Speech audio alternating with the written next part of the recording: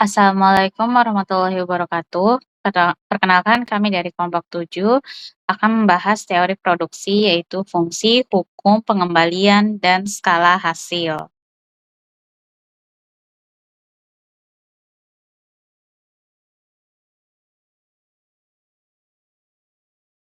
Sebelumnya perkenalkan tim kami ada saya sendiri yaitu Fatimah Nurul Aini dan rekan saya ada Naila Rizkita dan Nazwa Alifah.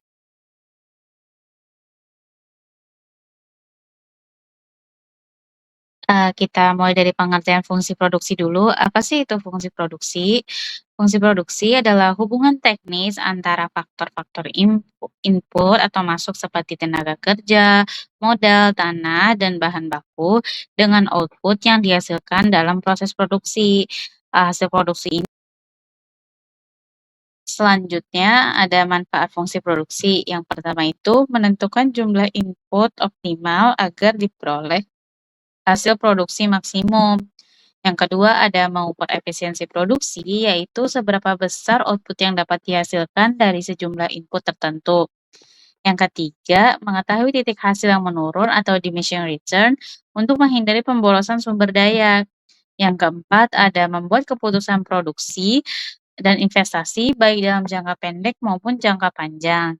Yang kelima, menentukan biaya produksi minimum yang harus dikeluarkan untuk mencapai target produksi.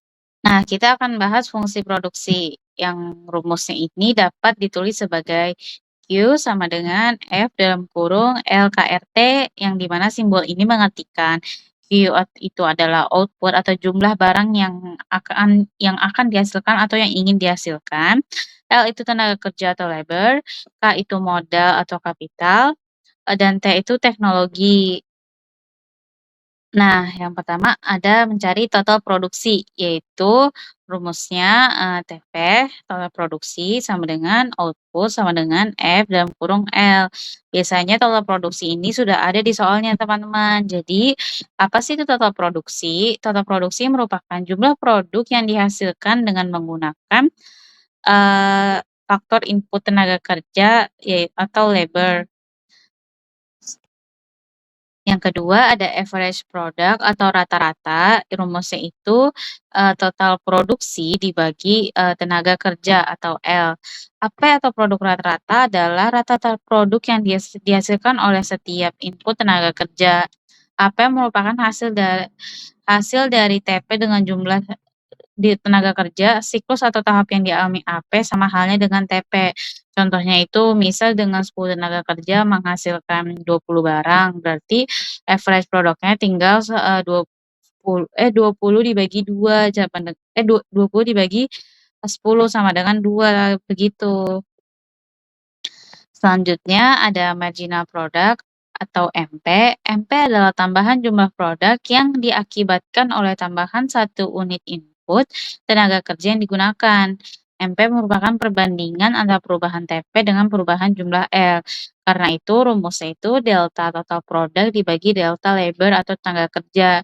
Jadi selisih antara total produk dibagi dengan selisih tenaga kerja. Selanjutnya akan dijelaskan oleh teman saya. Sebelumnya teman saya udah jelasin ya gimana cara dapetin data TP, AP, sama MP-nya. Sekarang aku bakal jelasin gimana bentuk garisnya dan maknanya. Di sini ada garis TP, lalu ada garis AP, lalu ada MP. Nah, dimulai dari garis TP dulu. Kalau kita lihat garis TP, awalnya naik terus, karena setiap nambah tenaga kerja, outputnya juga naik. Nah, titik TP maksimal itu ada di tenaga kerja ke-8 dengan hasil 112 porsi per hari. Nah, setelah titik itu, meskipun tenaga kerja terus nambah nih, total produksinya malah turun.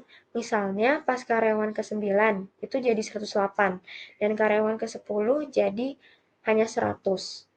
Nah, saat TP mulai turun, itu tandanya produksi udah masuk tahap menurun.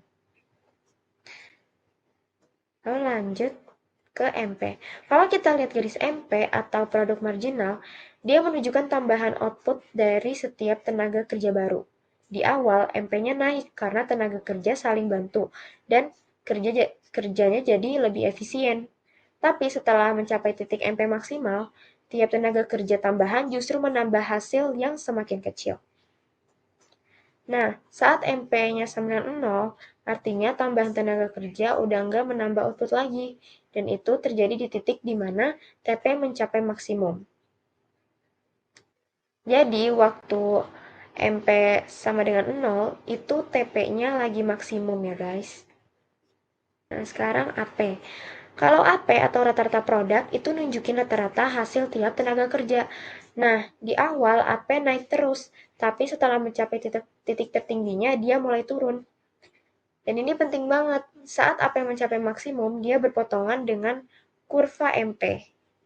Jadi pada titik AP maksimal, AP itu sama dengan MP. Dan selalu begitu. Secara teori ekonomi produksi. Nah, ada 3 tahapan produksi. Yang pertama, itu tahap 1 dimulai dari tenaga kerja pertama sampai titik AP maksimal. Di tahap ini, setiap tambahan tenaga kerja bikin produksi naik dengan cepat karena pekerja masih bisa saling bantu dan alatnya belum penuh dipakai. Jadi di tahap ini efisiensi kerja meningkat dan MP masih lebih besar dari AP. Lanjut ke tahap kedua, itu dimulai setelah AP maksimal mencapai MP sama dengan 0. Di tahap ini, TP masih naik, tapi pertambahannya makin kecil. Artinya, tenaga kerja tambahan masih menambah hasil, tapi nggak seefisien sebelumnya. Ini adalah tahap yang paling rasional untuk produksi, karena hasilnya masih nambah walaupun laju pertumbuhannya tuh turun. Nah, perusahaan biasanya beroperasi di tahap 2 ini nih, karena meskipun tambahan pekerja udah nggak seproduktif awal, total outputnya masih naik dan itu nggak bikin rugi. Next, yang terakhir ada tahap ketiga. Tahap ketiga dimulai saat TP mulai turun dan MP udah negatif. Di sini tenaga kerja udah kebanyakan, dapurnya sempit, alat rebutan, malah ganggu satu sama lain. Akibatnya, kalau nambah pekerja lagi bukannya nambah hasil, malah ngurangin total produksinya. Jadi di tahap ini perusahaan nggak efisien banget dan harus dihindari. Nah, the law of diminishing returns mulai saat MP mencapai titik maksimumnya dan mulai menurun. Jadi kalau aku kasih tanda panah dari titik MP maksimal ke bawah, itu artinya disitulah hukum pengembalian yang berulang mulai berlaku. Karena dari titik itu, setiap tambahan tenaga kerja mulai menghasilkan tambahan output yang lebih kecil dari sebelumnya. Itu ya yang aku tanda panah merah itu. Itu adalah dimulainya hukum pengembalian yang berkurang. Jadi kesimpulannya, the law of diminishing returns menjelaskan bahwa ketika satu faktor produksi seperti tenaga kerja itu terus ditambah, sementara faktor lainnya itu tetap kayak mesin atau alat-alat dapur, maka tambahan hasil dari setiap tenaga kerja baru lama-lama akan menurun. Hukum ini penting banget buat perusahaan supaya tahu kapan harus berhenti nambah tenaga kerja dan tetap bekerja di tahap yang paling efisien, yaitu tahap kedua. Sekian dari saya, terima kasih. Lanjut ke materi selanjutnya yang akan disampaikan oleh Najwa. Nah, selanjutnya ada jangka waktu produksi. Jangka waktu produksi itu dibagi menjadi dua. Pertama, ada jangka pendek dan jangka panjang. Nah, di sini saya akan menjelaskan jangka pendek dulu. Produksi jangka pendek. Produksi jangka pendek merupakan kurun waktu yang terjadi ketika salah satu atau lebih faktor produksi ada yang tidak bisa diubah tetap, sehingga perusahaan tidak bisa mengubah seluruh input sekaligus. Nah, faktor produksi yang tidak bisa diubah itu disebut dengan input tetap, seperti mesin, gedung, atau lahan. Namun, ada juga faktor produksi yang bisa diubah, yaitu input variabel. Misalnya tenaga kerja dan bahan baku.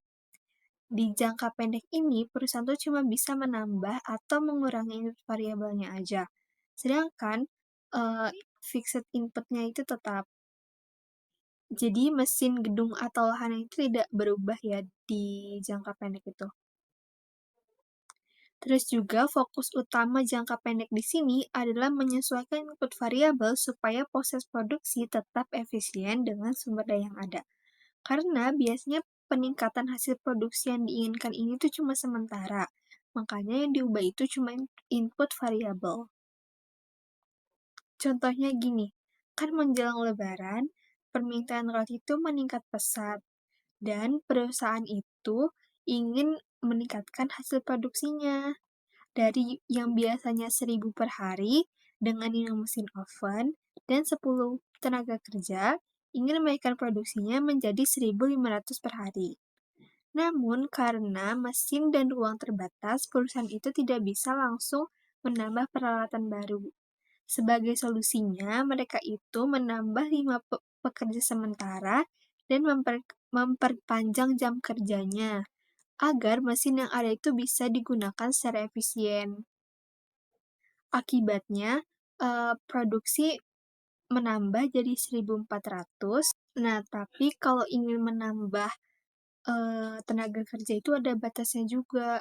Karena kalau tenaga kerja terus ditambah, sedangkan mesinnya bersifat tetap, tambahan output dari setiap pekerja itu akan berkurang karena produktivitasnya menurun. Nah, kondisi ini itu disebut dengan hukum pertambahan hasil yang berkurang, seperti yang udah dijelaskan oleh Naila tadi. Ada 3 tahap ya. Produksi dalam jangka panjang. Produksi jangka panjang adalah periode ketika seluruh faktor produksi dapat diubah dan disesuaikan dengan tingkat output yang diinginkan perusahaan. Jadi, tidak ada lagi faktor yang bersifat tetap seperti mesin, gedung, atau lahan.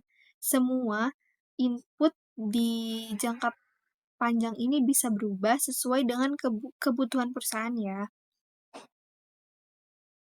Nah, dalam jangka panjang ini, perusahaan itu punya fleksibilitas penuh untuk menambah atau mengurangi kapasitas produksinya, bahkan melakukan perubahan besar seperti ekspansi atau penggunaan teknologi baru.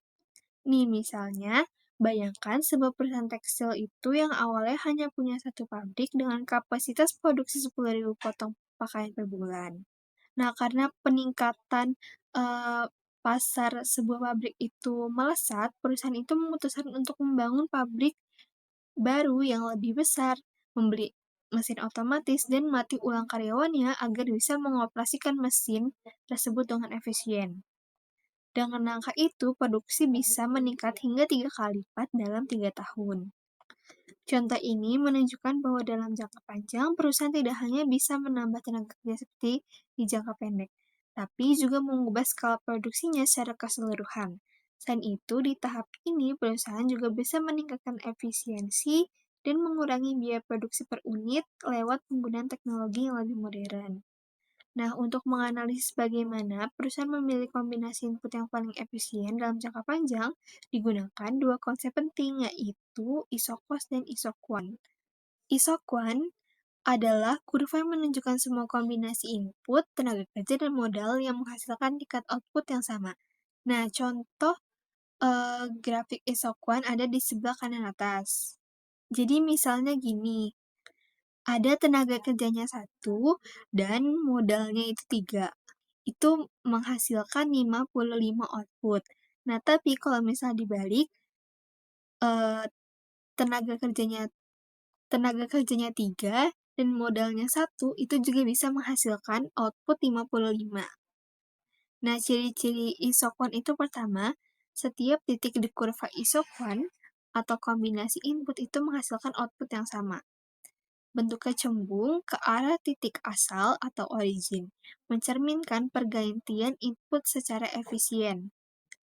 Kurva isoquant itu tidak pernah berpotongan karena tiap kurva mewakili tingkat output yang berbeda. Terus isoquant yang lebih jauh dari origin menunjukkan output yang lebih tinggi. Jadi barang produksinya lebih tinggi hasilnya. Nah, di sini sudah disajikan contoh analisis isoquant, di mana ini ada tabel kombinasi input dan ada kurvanya. Jadi, di garis isoquant yang pertama, ini itu menghasilkan output 55 dengan kombinasi K1, K sama dengan 1 atau itu input modalnya 1, terus lebarnya 3, input tenaga kerjanya itu 3. Dan K3 itu modalnya 3 dan tenaga kerjanya 1. Nah, kombinasi ini tuh sama-sama menghasilkan 55 output. Hal ini itu menunjukkan bahwa perusahaan dapat mengurangi jumlah modal asalkan menambah tenaga kerja dan sebaliknya, tanpa mengubah total output. Selanjutnya, di garis isokon yang kedua, ini menghasilkan output 75 dengan kombinasi K sama dengan 2, L2, terus juga ada K3, L2, dan K5 dan L1. K itu menunjukkan input modal, L itu menunjukkan input tenaga kerja. Nah, semua kombinasi input ini menghasilkan output yang sama, yaitu 75. Di sini itu menggambarkan adanya trade-off antara modal dan tenaga kerja. Semakin sedikit modal yang digunakan, maka tenaga kerja harus ditambah agar produksi tetap di level 75 unit. Fenomena ini itu mencerminkan MRTAS, yaitu tingkat pergantian teknis antar input. Selanjutnya ada garis isokon yang ketiga. Nah, ini tuh menunjukkan output yang semakin besar, yaitu 90. Dengan kombinasi K2, L2, terus juga K3, L3, dan kombinasi K5, L2, yang sama-sama menghasilkan 90 output. Nah, artinya untuk mencapai tingkat output yang lebih tinggi, perusahaan itu perlu meningkatkan salah satu atau kedua input secara proporsional. Di sini juga menandakan produktivitas dan tingkat output yang lebih besar.